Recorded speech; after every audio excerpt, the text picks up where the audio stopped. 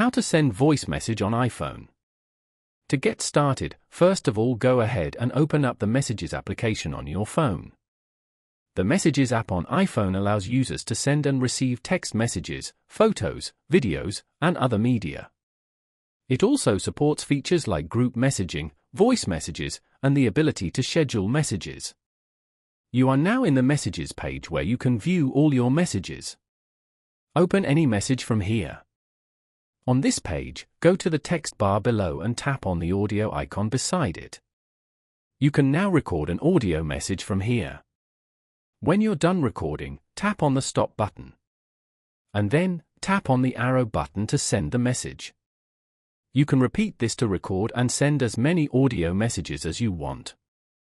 Following these steps, you can easily send voice message on iPhone. Thank you for watching. Please leave a like if this tutorial helped you, or leave a comment below if you have any questions related to the video.